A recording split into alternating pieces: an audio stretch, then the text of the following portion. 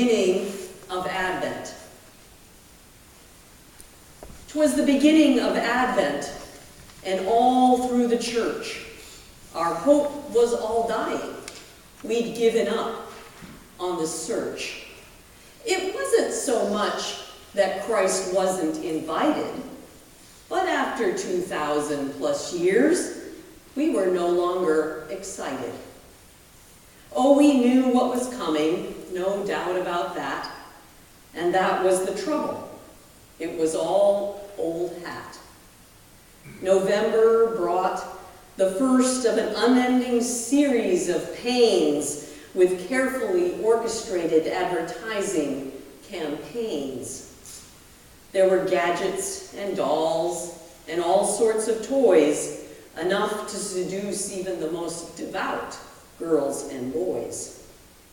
Unfortunately, it seemed, no one was completely exempt from this seasonal virus that all of us did tempt.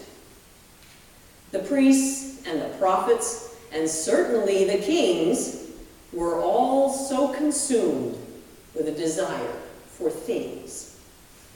It was rare, if at all, that you'd hear of the reason for the origin of this whole holy day season.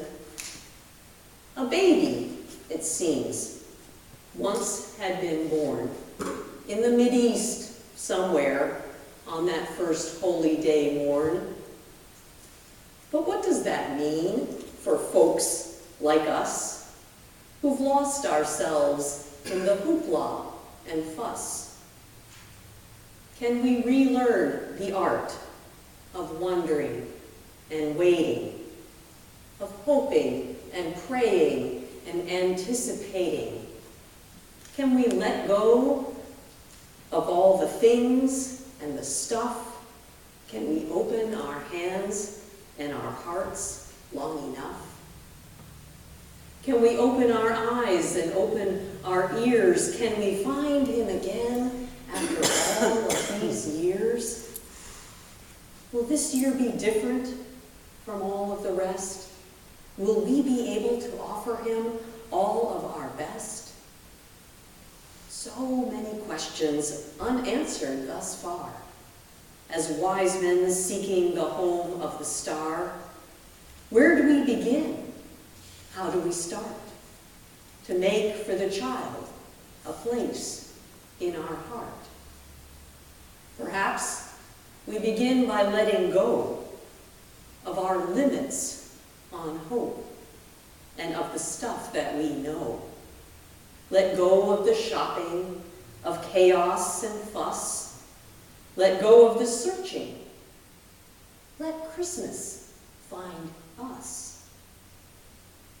We open our hearts, our hands, and our eyes to see the King coming in our own neighbor's eyes. We look without seeking what we think we've earned, but rather we're looking for relationships spurned. With him, he brings wholeness and newness of life for brother and sister, for husband and wife. The Christ child comes not by our skill, but rather he comes by his own Father's will.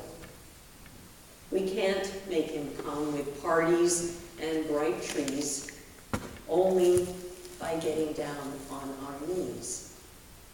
He'll come if we wait amidst our affliction, coming in spite of, not because of, our restriction.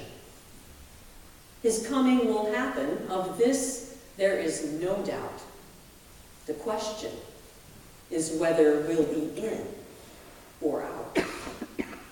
Behold, I stand at the door and knock. Do you have the courage to peer through the lock? A basket on your porch, a child in your reach, a baby to love, to feed, and to teach. He'll grow in wisdom as God's only Son. How far will we follow this radical one? He'll lead us to challenge the way that things are. He'll lead us to follow a single bright star. But that will come later, if we're still around. The question for now, is the child to be found?